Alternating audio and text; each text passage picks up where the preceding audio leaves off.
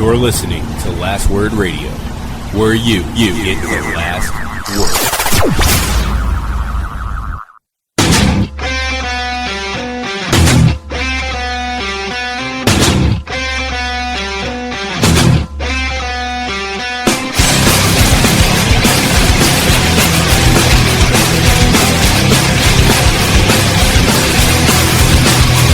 Welcome, ladies and gentlemen, to another episode of Running Wild Podcast. I'm your co-host, Rich. Alongside me, as always, my co-host, Runz. Yes, sir. Just want to remind you that we're being brought to you with a partnership through lastwordonsports.com. You can also find us on W2M Network on iTunes. And you can follow Wrestling to the Max on their Facebook page. You can listen to us on iTunes, Spreaker, Stitcher, SoundCloud, and on YouTube. We're going to start posting some extra content up on the YouTube channel, so go take a look at it. And you can email us directly at runningwildpodcast@gmail.com. You can follow us at runningwildlwos. And you can follow me on Twitter at lwosrich. You can also find us on our Facebook page. Go over there and give us a like, leave us a comment, and make sure that when you're on iTunes, go to our personal page and please subscribe, rate, and review. That's the best way for us to know that you guys are supporting us. All right, with that out of the way, let's stop leaning into the microphone. Oh, okay. Sorry, guys. I got this ridiculous new microphone and trying to figure it out. Apparently, I have to be about 5 feet from it, so I'm going to have to figure some stuff out. So this should be a fun episode of me getting way too close to the mic and being too loud. Yeah, it's all a process. I'm so happy to be on vacation now. This is quite amazing. Yeah, I mean, it is a pretty great feeling, and I'm excited for this week's Raw and then Payback, so it's a good week to be off. Yeah, I mean, especially when you're being pelted with water balloons an hour and a half before work ended for the day. So I'm really ready to leave that behind and move into the world of wrestling. I'm very excited about the news coming out of NXT. I mean, what do we start with? Because for me, I think the biggest news is what's coming out of NXT. Yeah, I mean, we can definitely start with that. It's the most recent thing, too. Samoa Joe beat Finn Balor, and now there was a report of Finn Balor hit a drop kick and the ref threw up the X and the doctor came out, but then they kept the match going and whatever. And then Joe hit the muscle buster and got the win. Did you watch the video of it? No, I didn't get to see it. It's pretty sick. He hits the muscle buster and pins him, and everyone kind of cheers. And then, they show you the people, and they're kind of like, what just happened? And then, Samoa Joe is standing over Finn Balor, and the whole crowd is just chanting, Joe, Joe, Joe, Joe. It was sick. It was really freaking cool. And, I hope they put it on the network, because if you don't put it on the network, what's the point? Yeah, I mean, I don't know. I think I think the point also is to drive up just the idea hey, go to live events. Absolutely. Now that it's done, though, now you can put it on. You know what I mean? Now I want to. Can I watch the match, please? But who's to say they taped it? They tape everything. No. Yes, they do. They don't tape every live event, bro. Okay. There's no way. Because they spend money on the production costs of having to have a camera crew there and everything. Okay. It's their camera crew. You gotta pay the dude, right? Correct. But when something like this is going to happen, they're taping it. Oh, I see what you're saying. But for a random live event like McKeesport, they don't send the camera crew. They still tape everything. You think so? 100%. Huh. What? Yes, it might cost you, but how much more money is it going to cost you to just have the hard camera? That's all you need. is the All hard right. camera. You tape all the matches. Now you have those matches for guys to watch and review, or especially at the Performance Center. You know what I mean? Like, what are these being taped for? Like Coliseum home video? They could, well, or the WWE Network, since we're in 2016. I like to think that Coliseum home video still produces like actual tapes. Yeah. Sorry. But did you? I assume not that. I also assume that you did not watch the Finn Balor video after. No, tell me about it. Yeah. So after the event is over, there's like people waiting by the bus and shit like that, and they're like cheering for Finn Balor, and he comes and like he waves, and then he gets on the bus, and then like 3 seconds later he comes off the bus, and he comes like closer to the people, and he's like shh, shh, shh, and like everyone is like instantly silent, right? And then he's like, "See yous all on Monday," and then he just gets back on the bus. What? And there's video of it? Video.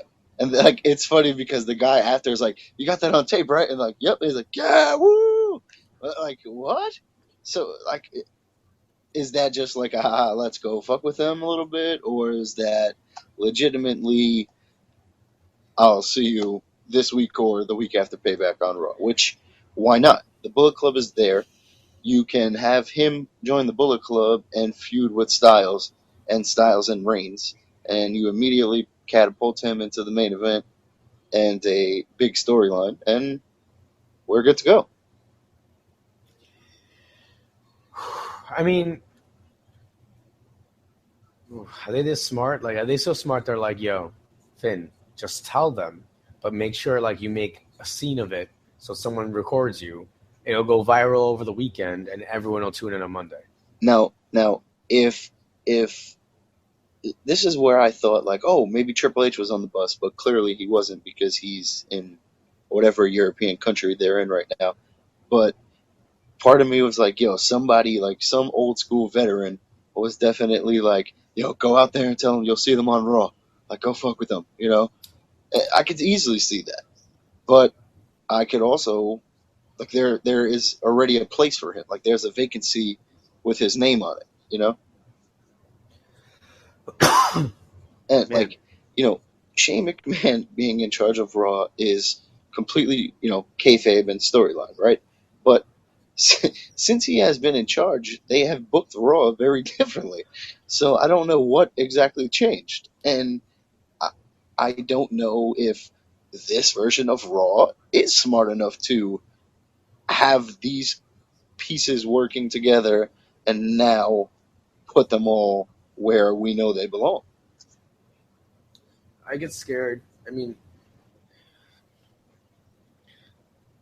See, like, I just hope like Triple H and Stephanie don't return, and then this is gone. This is the beauty of it, and I think that the match that I sent you the Kevin Owens video from was Kevin Owens and Triple H against Sami Zayn, and I guess maybe Dean Ambrose, probably, but like that can be the storyline right there. Like Shane McMahon has his guys, Triple H and Stephanie have their guys, and then there's a feud, and some Shane being in charge permanently or Triple H take whatever, something comes out of that, and you put these guys like Owens and Zayn in the ring with Triple H and Shane, and they mean something.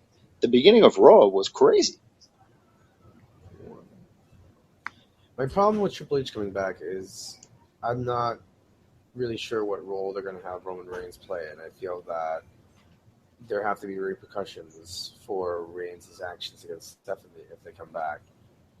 And I mean, I don't see how they're going to continue to push him as a face. I mean, he's not even going to be a tweener if they come back because they're going to go after him. Well, not necessarily. I mean, they can come back and feud with Shane, immediately say, you know, what do you, all right, you know, we're back now, see you later. And then they have their feud. and you can keep Roman Reigns away from that for the most part, and then eventually maybe he picks a side, and maybe the side he picks is the authority, and maybe him siding with the authority is the deciding factor in them gaining control, and then you move on from there. Wow, I don't know what's going to happen, and I always like that.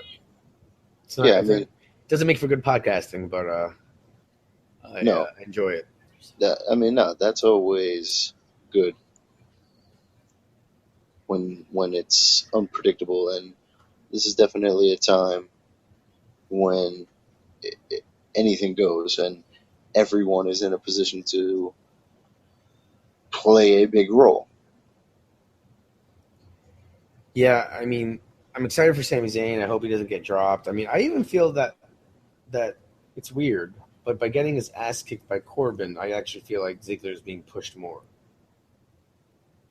Well, You know, like because he's in a storyline that's featuring a up and coming star, so that's what makes him seem more relevant, because he is. But who better, other than like Zayn, to debut against for Corbin, a guy who's just going to sell his ass off for you. Literally every time they've seen each other, Baron Corbin has killed him. That's great, fantastic. It's got to be annoying. It must look like, oh, what are you doing? What am I doing tonight? Getting killed by Corbin. What am I doing? SmackDown, getting killed by Corbin. What about next week? Getting killed by Corbin. Do you think it comes to the point where like he comes out of the bathroom and Corbin's like outside and he like kind of a little bit like what's going on? Hey, and what's Corbin's up, man? Yeah. I can see Corbin really getting a kick out of. Somehow I don't think Baron Corbin has that type of personality, but yeah, definitely. I hope that happens. All right, so I guess Raw, right? Yeah, sure. All right. Shane started off the show. That's when Owens comes out.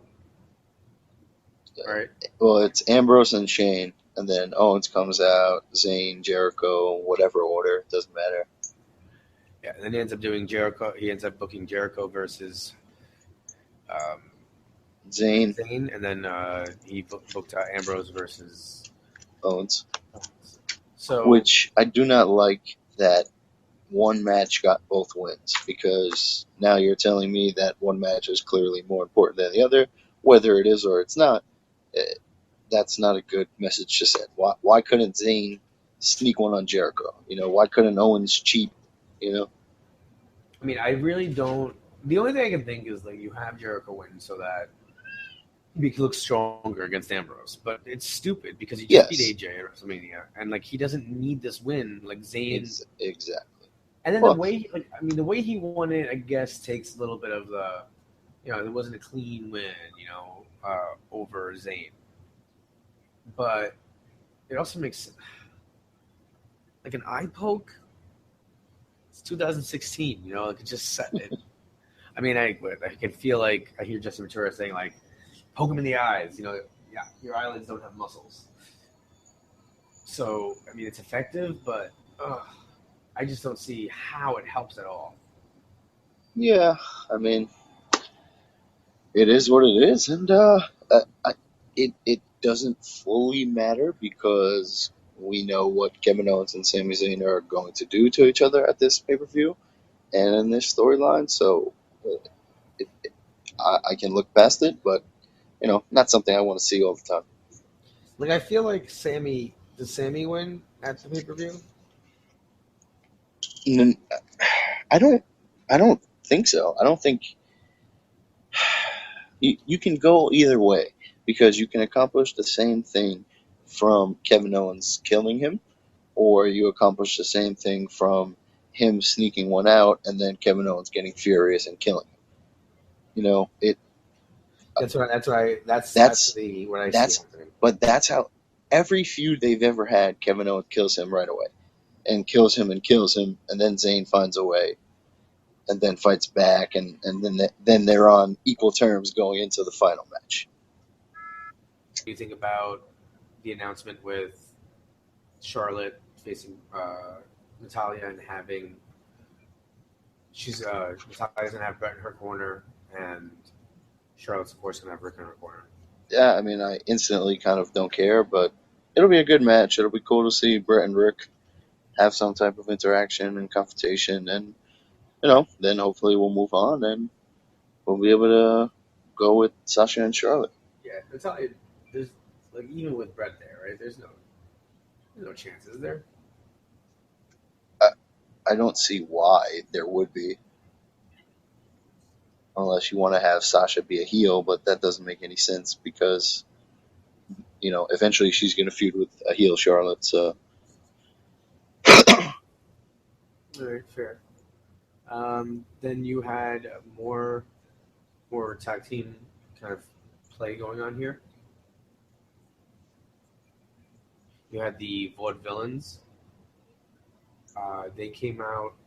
I felt like they didn't get a really big pop on Raw. but why would they get a pop? Not a pop, but like even a reaction, like boos. Like I feel like they're just getting nothing. Yeah, I kind of feel like that's just how that gimmick is. Like it's hard to react to. Like it's just kind of there.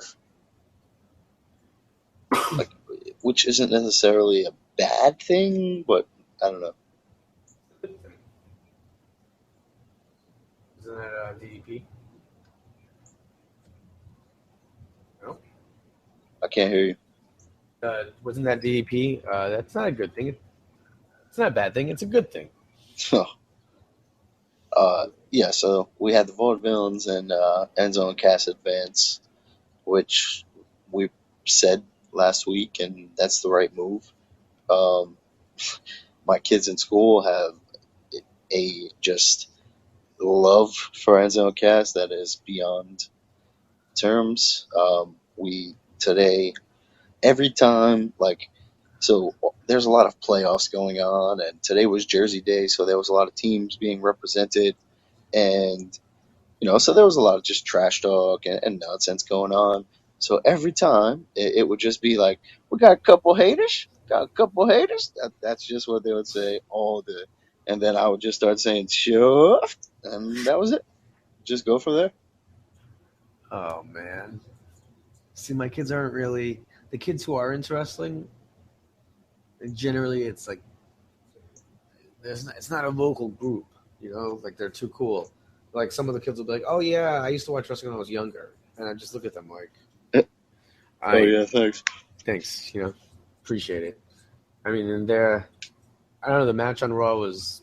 I love when they come out. I like the sing along stuff. I loved it when the Outlaws did it. Yeah, exactly. They're the new age outlaws, and it's perfect.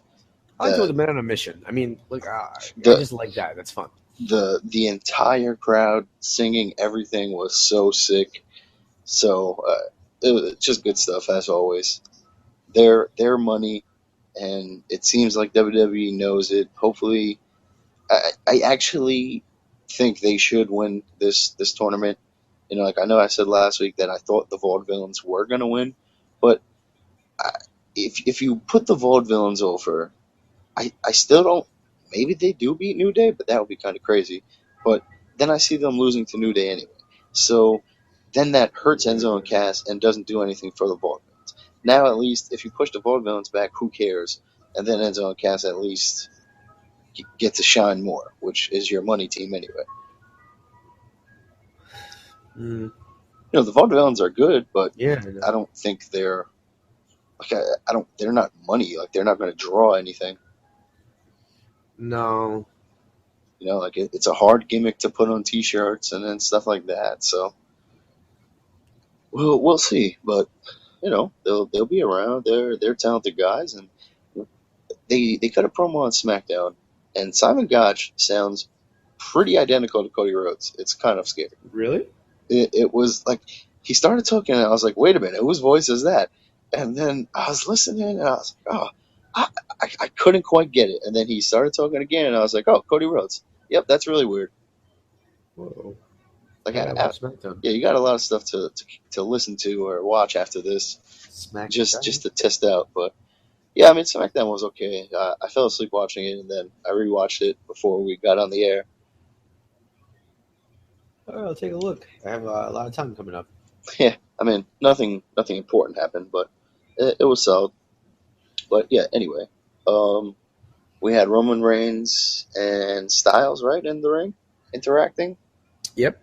and that was when Gallows and Gunn came out and laid out Roman Reigns, and we had the whole story with AJ didn't tell them to, and he doesn't need them, and on SmackDown they were like, no, AJ doesn't need us, we're not helping him, whatever.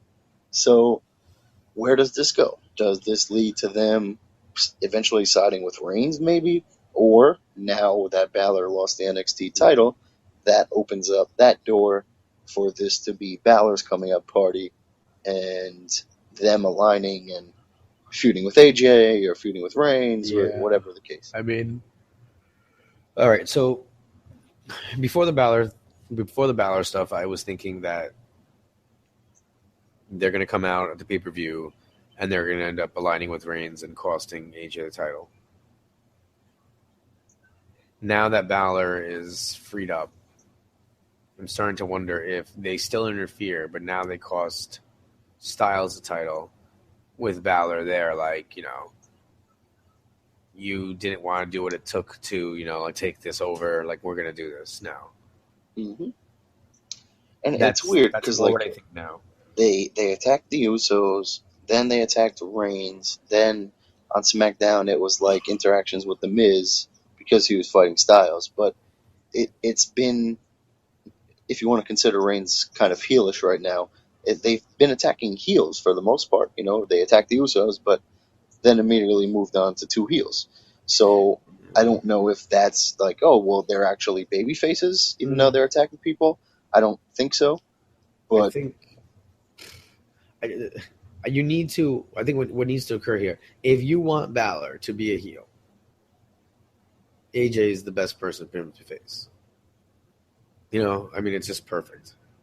yeah, I mean, Because if and not, if you put him against, I think you need Gallows and Gunn to make him a heel because oh yeah, otherwise it will be hard. yeah, because people are going to want to cheer him so badly. Exactly. Even against AJ or whoever, it wouldn't really matter. But do some underhanded stuff. Keep him away from Reigns for now. Oh my God. Well, Who I else are going to have mean, them be together with? What if it's all four of them? maybe, or it could just be a triple threat or something like that. They cost them, then they go on, then maybe they all have a match. Uh, who knows?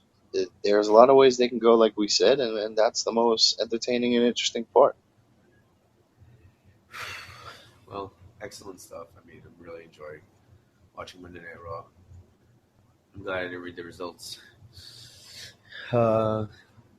Corbin destroys Fandango in 3 seconds. Destroys him again. The Miz and Maurice were, I thought, really great. Once again. What are your thoughts? On what, Miz and Maurice? Yeah.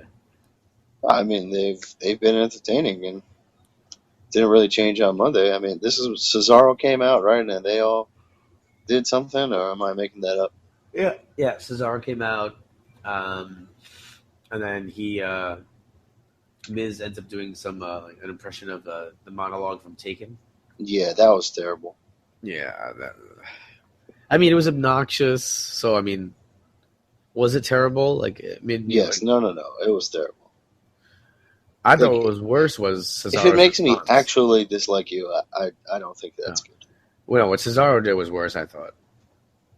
What? Spit out the bubble gum. What? How was that worse? Oh. I don't know. He quoted Liam Neeson, so he quoted Roddy Piper. What do you mean? I thought that was fantastic. Well, anywho, he rips off his suit again. And of course, there's Bootios. So they come out, and you have a 6-man. Cesaro, New Day versus Miz and League of Nations. An 8-man? No. Wait a minute. An 8-man? Was it all? Oh yeah, it was all of them. Oh, Correct. because no, An 8-man. all right, yeah. Sorry, my Um, apologies. yeah, I mean, that was entertaining. Cesaro and New Day was great. You know, not much else to be really said there.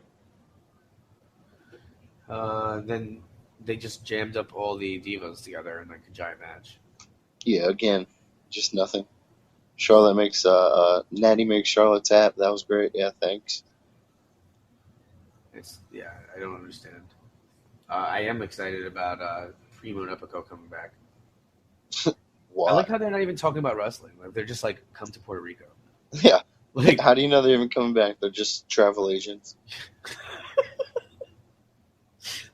oh, They just pay for a sponsor, like they just pay for a commercial spot on Raw.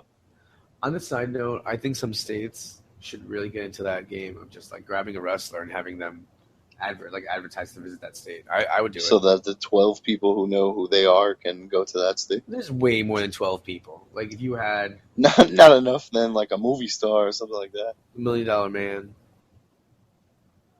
I don't know. All right. So we talked about the match. Apollo Crews was in action against Heath Slater. Kind of, They had his backstage segment where they actually asked him to join, and he said that if one of them beats him, he'll join. So I guess they're going a little bit further than just having him just have a random squash match. Like at least giving him something. Yeah, it was something. But like so he said, you do that and then you leave me alone, and then he wrestled Curtis Axel on main event, so I don't either way. Oh. But whatever. And then there's that little interaction where Owens comes out and like doesn't let Apollo finish celebrating, and he walks by him on the ramp. Yep, which led me to believe that they're going to have some type of feud down the line, maybe after this Zayn thing is done. I mean, yeah, because it's just obviously purposeful. It's so Kevin Owens, though. It's kind of ridiculous. Then, what do you think about the actual Owens like Ambrose match? I know you didn't like the result. Oh, it was a good match, though. Yeah, I mean, I actually thought that Owens was going to take this one. I don't understand. I mean, unless I'm kind of confused as to why Ambrose wins here, like clean. Maybe he's going to continue to feud with Reigns after or Triple H, Yeah, and then Jericho attacks him and lays him out with the code breaker. I mean, I just feel like you could Yeah, I have had thought him like something. I thought something else was going to happen, and then I was like, "Oh, really? That's how we end Raw with Jericho standing tall? Okay, cool." with that ridiculous scarf. I mean, they're doing a good job of making me dislike him. So, I mean, I'll applaud him for that. He's great in that, just like annoying heel, like like he has such like stupid comebacks and insults, so it's pretty entertaining. Yeah. It's just really like sounds like a 12-year-old sometimes. His comebacks. All right, that was really so that was Raw. Did you get a chance to watch Ring of Honor this week? No, I mean I might have had the chance, but I did not choose to. It was a show with New Japan Stars. It was taped a couple weeks ago. I think it was like the second night of something. Mm-hmm. So it was. I mean, the wrestling was good, but they didn't really have any movement in the storylines this week. I'm still kind of looking forward to Donovan Dijak. What's happening with Prince Nana and them, and they're on the website. They're really talking. Like they had an article up about Matt Taven and how he's looking to reform the kingdom. So I'm looking forward to see who he brings in. Like I dislike Taven, so maybe like, and I think a lot of people do. So that instant we don't like Taven heat might rub off on somebody. Yeah.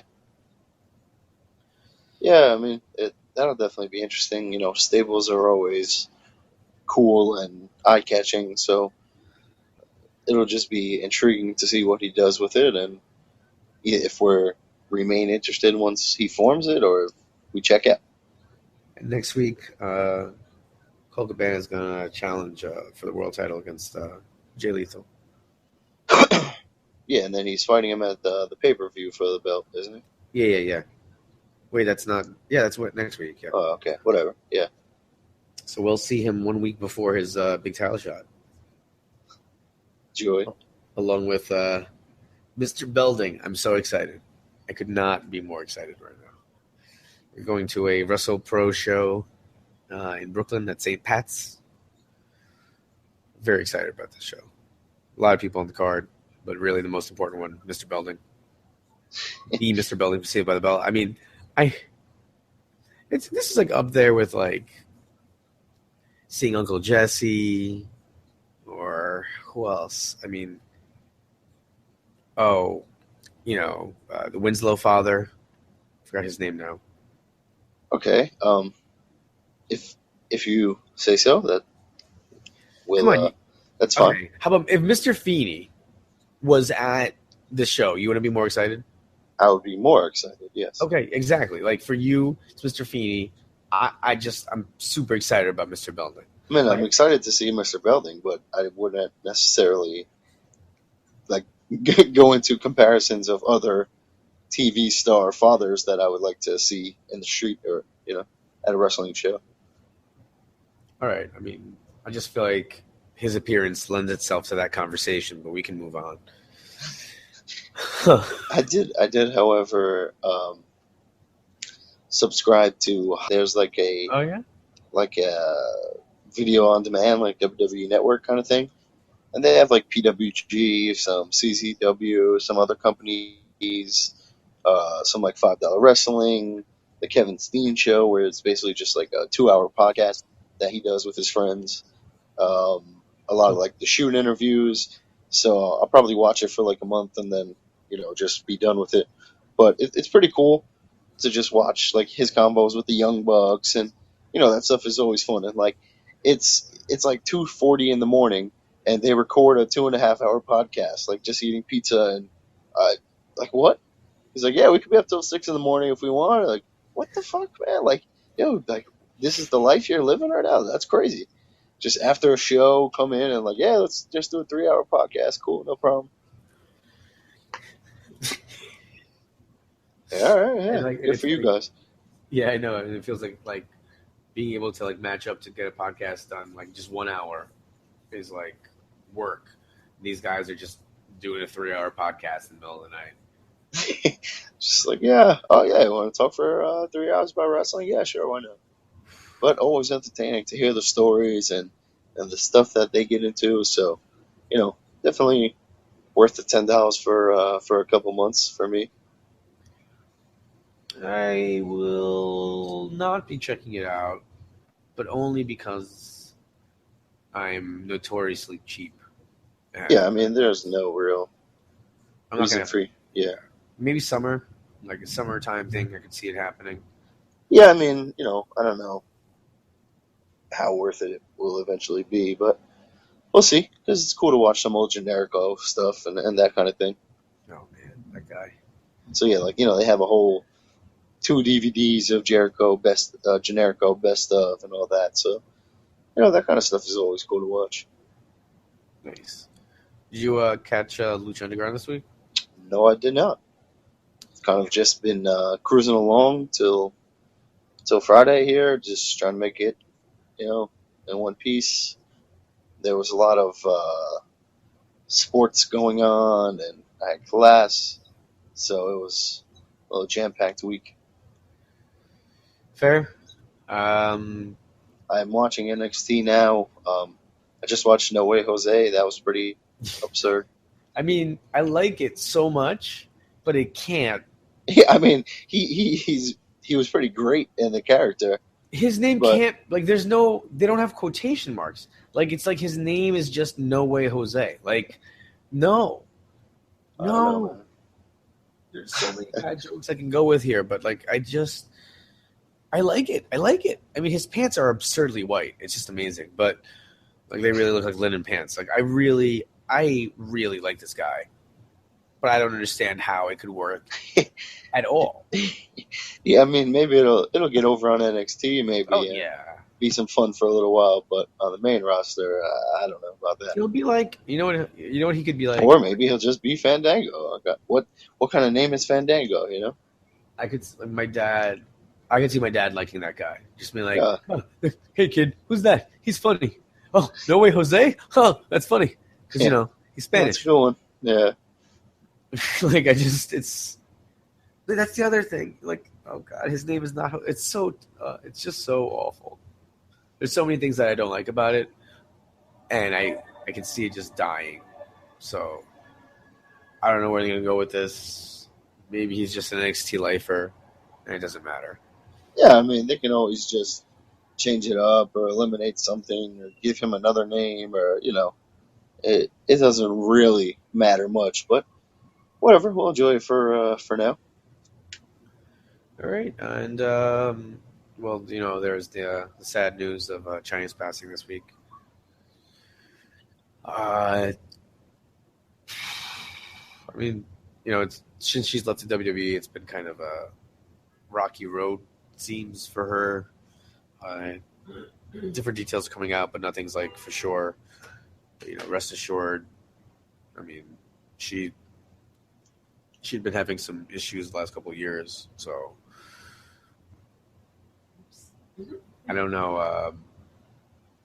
It's weird to you see like the successes of like some of the wrestlers, and I feel like lately you haven't had one that was kind of like self-induced, and I hope that's not the case here. I mean, she definitely made her mark, whether I particularly enjoyed her character or not, which I really didn't towards the end.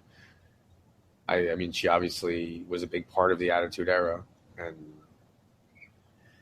I mean, she was almost like made the women's division inconsequential because there was this person there that was so huge that wasn't competing for that title, And there are a couple things.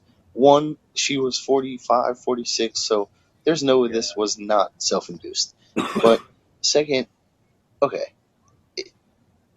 it's sad because everything she did after her career ended leads me to not remember or think about her career. So there was times 3, 4 years ago when I would see pictures or she would post a video like ranting about Triple H and whatever, and it was like, yo, this woman is done. Like she looked horrible. She was clearly on multiple drugs or whatever the case, and that's a terrible thing that after wrestling a lot of wrestlers go through, but a lot of them also don't go through that. So it's your personal choices that you're making to get involved in porn and all of that kind of stuff. You're opening yourself to a lot of things that you might not be prepared for, and when you're doing drugs and all of that sort of thing, bad things come with it. And as sad as it is, you become numb to that person when you already have been waiting for them to basically self-destruct. I wasn't surprised. I literally, I felt bad, but I literally had no, like, oh man, like it was just like, oh, okay, yep, that sounds about right. She it's so sad. I don't want that to be, mistaken for like I don't care. It was very sad, but it was sad to see her 5 years ago when I was like, okay, she's already basically gone. Yeah, she was in Surreal Life and stuff. That was Vern Troyer and everything. Yeah. The VH1 show. That was watching that was tough. So I kind of felt the same way. Like I remember, I actually woke up and the first thing I saw on my phone was an alert from my mother on that she had posted on my Facebook wall about Chyna's death, which I was like, wow, it's a really weird way to wake up in the morning. And Yeah, I it's realized funny that, because my mom texted me to let me know too. So it's strange. and what makes me laugh is, it wasn't somebody that I was particularly like, oh no, because I had been waiting for something, unfortunately. Yeah, like that. It's very sad, and you never want to see it, but hopefully people learn from this, and you're making these choices for whatever the reasons be, but there's always help you can get to. Like, I don't know. It doesn't always have to go that way. Oh well. So I don't see like an induction this year. I don't know if it'll happen. I mean, I feel like depending on what details come out, also it might make your case even worse. So Well, I mean, they said it's a suspected overdose, so I think they already kind of chalked that up. yeah, I mean, it's extremely sad. Her, Balls Mahoney, Axelrod, these guys battles with drugs and abuse over the years, and unfortunately, this is the end result of years of abuse.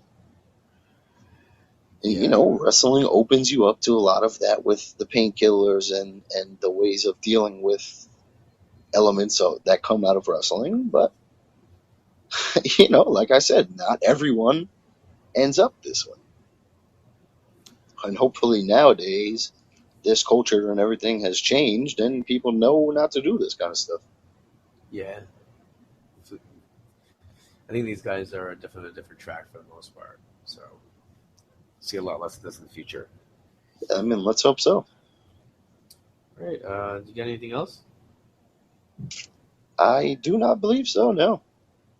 All right. So we are going to be going to the Wrestle Pro show tomorrow. It's going to be very exciting. You can see the excitement in your face.